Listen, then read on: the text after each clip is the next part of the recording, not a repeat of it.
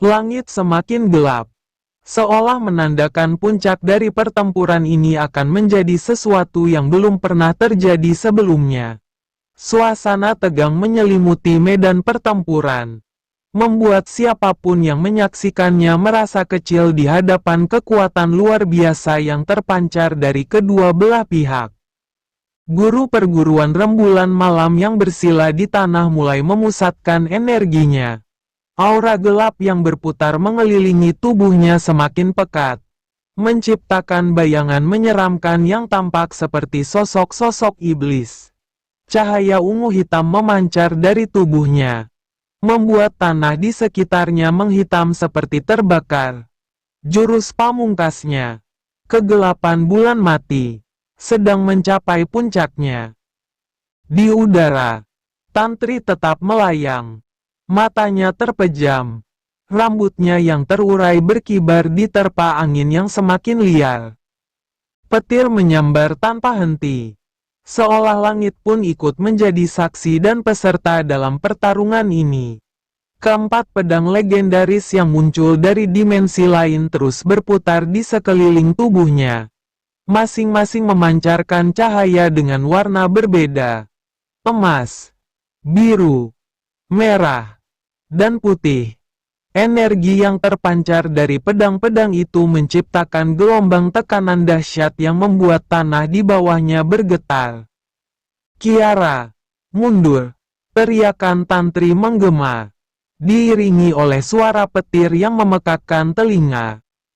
Kiara segera melompat mundur, berdiri di depan barisan para pendekar perguruan dan prajurit Rangga Mahesa dan beberapa perguruan lain yang mendukung mereka.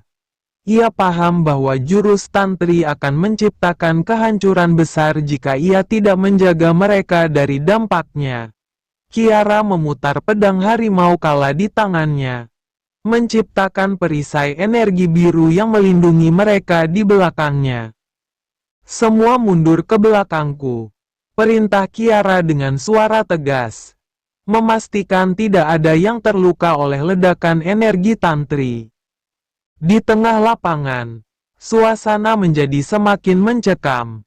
Tantri membuka matanya perlahan, dan sebuah cahaya terang memancar dari pupil matanya. Suaranya menggema, penuh kekuatan dan wibawa. Jurus pedang malaikat tingkat 7. Aku tidak pernah menggunakannya di hadapan siapapun. Namun, kali ini aku akan menunjukkan batas kekuatanku. Keempat pedang legendaris yang berputar di sekelilingnya mulai bersinar lebih terang. Pedang emas memancarkan energi hangat yang mampu membakar apapun di jalurnya. Pedang biru memancarkan kekuatan air yang dingin dan tajam, seperti gelombang tsunami yang menghancurkan. Pedang merah membawa energi api yang melahap. Setiap semburannya menggetarkan tanah. Pedang putih memancarkan sinar suci yang menenangkan sekaligus mematikan. Keempat pedang itu mengeluarkan suara mendesing yang semakin tinggi, membentuk sebuah pusaran energi maha dahsyat di udara. Di sisi lain, guru perguruan rembulan malam mengangkat kedua tangannya perlahan. Energi kegelapan yang pekat mulai membentuk sosok raksasa bayangan di belakangnya. Dengan mata merah menyala dan kuku-kuku tajam yang mencakar udara. Suaranya yang serak terdengar menakutkan. Kegelapan bulan mati akan menyelimuti cahaya. Takdir kalian semua sudah ditentukan di sini. Bayangan raksasa itu bergerak maju. Setiap langkahnya menghancurkan tanah dan menciptakan getaran dahsyat. Aura hitam yang dipancarkannya mulai mengikis energi di sekitarnya, membuat udara terasa sesak dan berat. Para pendekar di kejauhan yang menyaksikan hanya bisa berlutut, tak kuasa menahan tekanan yang memancar dari jurus itu. Pertarungan mencapai klimaks. Tantri mengangkat tangan kanannya lebih tinggi, mengarahkan pedang-pedang legendaris itu untuk menyatu di atasnya. Keempat pedang itu bertemu, membentuk sebuah pedang raksasa yang bersinar terang. melampaui cahaya matahari. Pedang itu berdenyut, mengirimkan gelombang energi ke segala arah, membuat tanah di bawah Tantri retak dan pepohonan di kejauhan tumbang. Jurus pedang malaikat, cahaya pemusnah langit, teriak Tantri. Dengan gerakan cepat, ia menebaskan pedang raksasa itu ke arah bayangan raksasa milik guru perguruan rembulan malam. BUAARRRRRR. Tabrakan antara cahaya dan kegelapan menciptakan ledakan luar biasa. Gelombang energi dari benturan itu menyapu seluruh lapangan, menghancurkan segala sesuatu di sekitarnya. Para murid perguruan rembulan malam terlempar ke segala arah. Beberapa dari mereka langsung roboh tak sadarkan diri. Pohon-pohon di sekitar medan pertempuran tercabut dari akarnya, dan tanah berlubang dalam akibat kekuatan dahsyat itu. Namun, perlawanan belum berakhir. Bayangan raksasa itu meski terkoyak oleh cahaya pedang Tantri, tetap bertahan.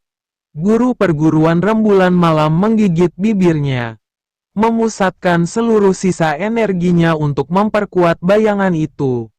Aku tidak akan kalah dari seorang gadis kecil, teriaknya dengan suara marah.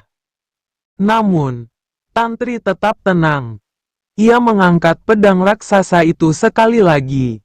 Kali ini membelahnya menjadi 4 pedang legendaris seperti semula. Dengan satu gerakan indah, ia mengarahkan keempat pedang itu ke arah bayangan raksasa yang sudah melemah. Saatnya kau dan kegelapanmu berakhir, ucapnya pelan. Keempat pedang itu melesat ke arah bayangan, menembus tubuhnya dengan kecepatan yang tidak bisa diikuti mata. BRAAKKK. Bayangan itu meledak menjadi serpihan-serpihan kecil, menghilang bersama aura kegelapan yang menyelimutinya. Guru perguruan rembulan malam terhuyung ke belakang. Wajahnya penuh ketakutan. Tubuhnya yang lemah jatuh bersimpuh di tanah, tak mampu lagi melawan. Ia menatap Tantri dengan tatapan penuh kekalahan, sebelum akhirnya ambruk. Pertempuran selesai. Tantri perlahan turun dari udara. Pedang-pedang legendaris kembali menghilang ke dimensi asalnya. Kiara dan para pendekar lain segera berlari mendekatinya, menatap Tantri dengan penuh kekaguman. Namun, Tantri hanya berdiri diam, menatap ke arah tubuh guru perguruan rembulan malam yang tergeletak. Ini bukan tentang menang atau kalah, ucap Tantri pelan. Ini tentang menyelamatkan dunia dari kegelapan yang kau ciptakan. Langit gelap dan keheningan yang berakhir. Tantri berdiri tegar di tengah arena yang penuh dengan sisa-sisa pertempuran. Tanah di sekitarnya hangus, dedaunan bertebaran, dan bau darah bercampur petir menyelimuti udara.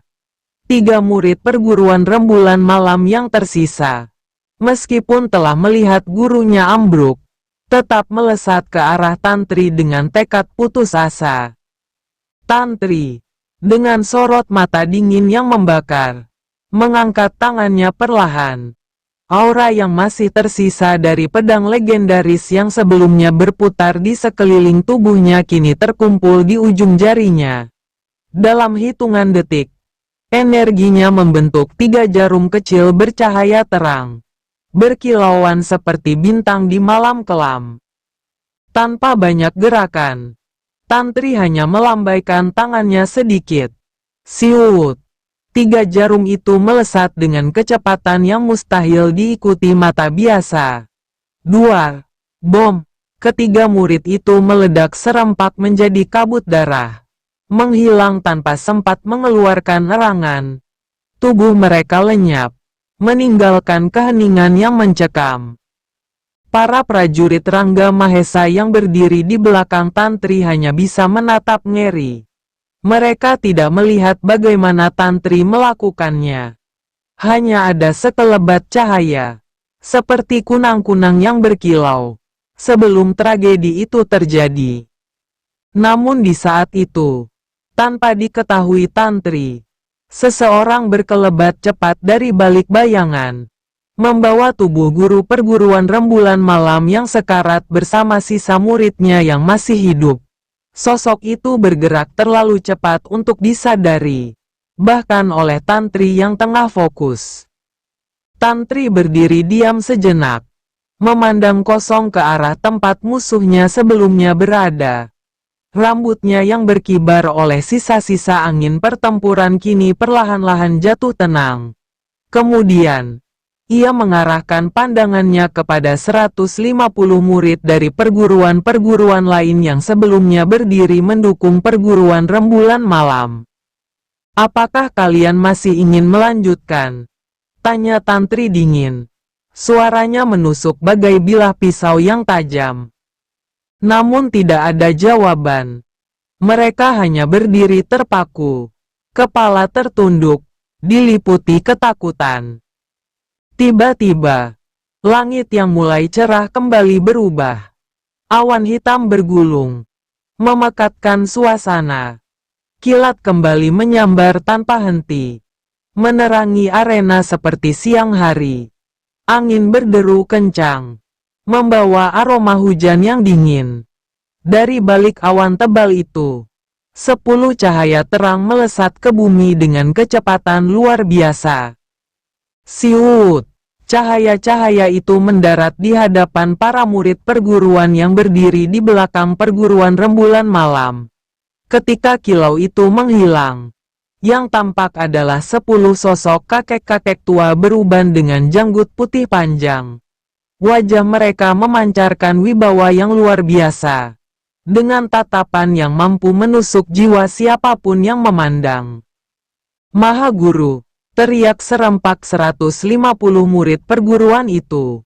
Mereka langsung berlutut. Tubuh mereka bergetar, wajah mereka penuh ketakutan dan penyesalan.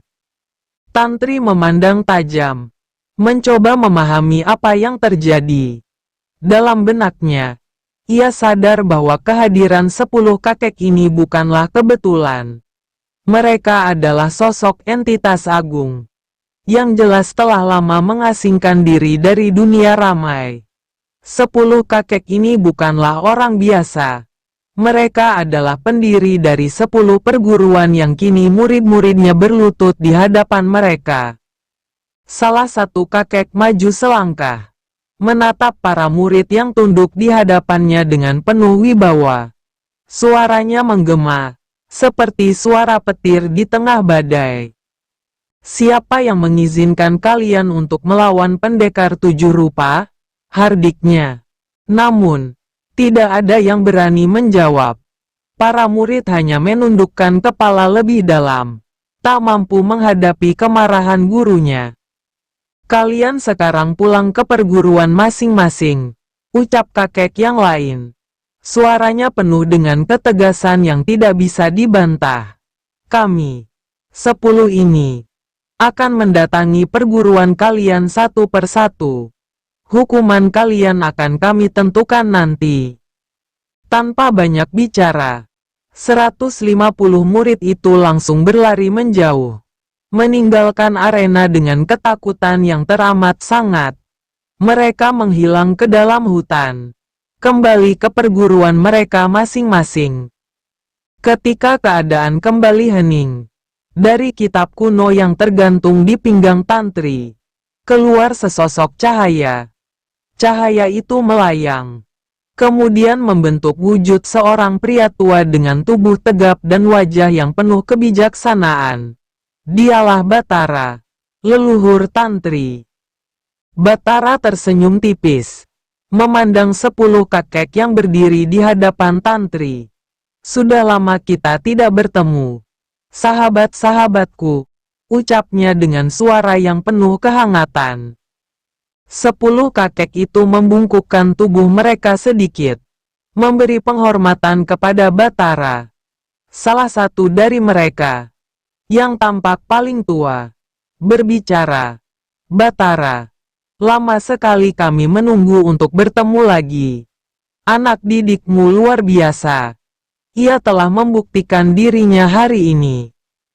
Tantri hanya berdiri diam, mendengarkan percakapan mereka. Ia baru menyadari bahwa 10 kakek ini adalah sahabat leluhurnya. Para pendiri perguruan-perguruan besar yang dahulu bersama-sama menjaga keseimbangan dunia. Tantri menundukkan kepala, merasa bersyukur atas dukungan yang ia terima. Namun dalam hatinya, ia tahu bahwa pertempuran ini hanyalah awal dari perjalanan panjang yang masih harus ia tempuh.